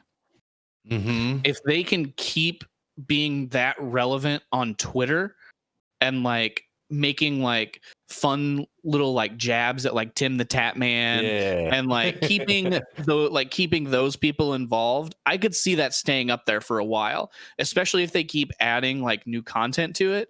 So if they add new games, new maps, and things to keep the game fresh while also staying extremely relevant on social media, people still want to keep playing it, especially because it's a free game on PlayStation Plus this month. So if you get that game for free, you have PlayStation Plus, That's how Rocket League started, and it's not in the top 10 of Twitch, but it's not a small game. It's pretty popular still. And this is, I think, has a lower barrier of entry than Rocket League does. Mhm. Like, I feel like I could pick this game up, and I'm not going to be amazing at it, but I'll be good enough that I could have fun in it by the afternoon and laugh and be goofy with my friends. Where I pick up Rocket League, and if I haven't played it for 4,000 hours, I'm still bad at the game because it's a hard freaking game. So I think having the goofiness, the fun, and the social media team behind it, they could keep that game popular for a really long time, even though it seems silly and like a small game. Right. Rob? MPI hit a bunch of good points that I was going to mention, but I will also say that I think it will stay around for quite a while, especially if the social media team stays on top of it. Mainly because it is a big multiplayer game. I could definitely see it kind of filling a niche when like just a streamer, either is, I guess, kind of getting disillusioned with the game that they've been playing or want to take a break or whatever. Because the nice thing about Fall Guys it is a multiplayer game. There's a bunch of wacky stuff that happens, but it's also, I don't want to say it's less toxic because I will punch somebody if they grab me. I will and punch them in the head. Find them in the grocery store. But like, I don't, there's not a chat like on the screen of people just calling you names and calling out what you're doing wrong. There isn't, a bunch of proximity chat where I just hear people, yelling inappropriate stuff, right? Like it's one of those games where like it's also fun to watch, like but it's fun to watch. It's a multiplayer game, but it also is like safe, right? Like yes. I could play it and not worry about little Timmy coming by my stream and seeing something terrible, right? Because it's just a bunch of colorful jelly beans running around over, basically a ninja warrior course. It's great. So I think there's a lot of potential for it to stick around. I think it's going to definitely depend on how frequently they stay on top of the game, address cheaters, release new content, and stuff like that. Yeah, I think as long as they keep releasing fresh new game modes, like, every couple months or whatever it has to be, I think that's really what's going to keep, like, on top of, the social media and everything, because staying relevant in the Twitter space and on Twitch is super important, and they're doing both with their trolling of Tim the Tatman. Well, yeah, and it's funny too because like it goes against everything that I was ever told as an indie dev not to do, because obviously it's a smaller team that makes it, but like you're not supposed to make a multiplayer game as an indie dev because your game will die on the vine, right? Like you can't hit the critical number of people needed to make that game work usually.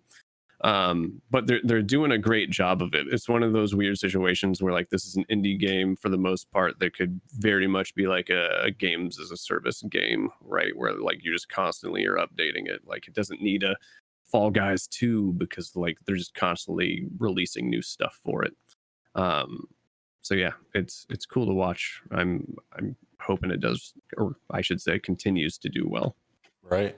Yeah, I think, and you said something cool too about how it's just like a quick, easy, fun game to play. Like if the streamer feels like taking a break from their main, like, even I get heated at Warzone or Valorant or whatever it is. And sometimes it's just fun to stream that just for a little lighthearted moment. And I think that aspect of Fall Guys is what's going to do a lot of work with keeping it relevant, is if the big streamers keep playing it when they get pissed at their own games. Yeah, I think that's going to be huge. But yeah, I think Fall Guys, I don't know if it'll stay in the top 10 consistently, but I think every time they release an update or some new game modes or whatever, I think that's when we're definitely going to see the biggest spikes for sure. And hopefully that's how it works. Hopefully it continues to stay relevant, because it's been a lot of fun for pretty much everybody. But I think that's it for all the questions that we have for today. Kind of got to start wrapping the show up, but we'll be live next week, Monday morning at 11 a.m. EST, with more of this, with more news that we don't know about yet. And hopefully you guys will be there to ask questions and we can help you out with your channels. That being said, Robbusey, I need to stop calling you Robu. It's just habit. I'm sorry. Still my name, kind of. Yeah, kind of. Kinda. But where can people find you, and what can they expect when they do? You can find me over at twitch.tv/Robbusey, Busey, like bus, and then EY. Real, hopefully easy to figure out. Plus, it's spelled exactly like Gary Busey's last name. Because you're related. No. My dad would like to think so, but we're not. Why would you want that? Never mind. I don't. I could be the only person aside from Jake that was famous with our last name. I play a lot of Diablo 3, probably too much of Diablo 3. If Mortal Shell is any good, God, I hope so. I'll probably be playing a lot of that too. All right, awesome. Well, please make sure to go hit him up with the follow and show some love over there, my dudes. Really great guy and definitely deserves the love and support. MPICreates, where can people find you, and what can they expect when they do? I'm glad that you said the full name, because I was going to see if this was going to be the time that I don't say the name properly, since I just changed it. I got you. So yeah, you can find me on Twitch and any other platform just at MPICreates. I wanted just MPI, but that's too short, so we had to add something to the end of it. Every Monday we stream a tabletop session of Vampire the Masquerade. So if you like tabletop role-playing games, come join myself and Sadomi and the rest of our crew as we take on Chicago as newly taken in vampires. It is constantly a mess, but it is a blast. Outside of that, I do a lot of variety games. So I play a lot of story-based games. This week, I'm planning to hopefully start Control. I love Alan Wake and that entire world. So having the newest expansion of Control have a tie-in to Alan Wake, I had to get into the game. So I'm hoping to start that this week because I've heard a lot of good stuff about it. So 7 p.m. Central Standard Time, Monday through Thursday. You can find me on Twitch. Awesome. Sadomi, where can people find you, and what can they expect to see when they get there? You can find me at twitch.tv/Sadomi and on Twitter at Sadomi TV. Twitter.com/Sadomi TV. SADOMI TV. It took me a minute. I had to remember my tag wasn't actually Sadomi on Twitter because You're good, man. Some girl named Michelle Sandowski has that title because Twitter is the auto thing, and I'm like, how does that happen? And that account is I'm mad about it. But anyway, I talk about social media. I work as a social media manager for multiple people. And if you have any questions you have about Twitter, Facebook, Instagram, how to run marketing for your campaigns, YouTube stuff, let me know. And yeah, that's what I do on my streams. Awesome. And I'm Velokk_TV on everything. I've been playing a lot of Warzone, some Valorant, and some Fall Guys. And we just have a good time, and we talk shit to each other, and we keep it super friendly.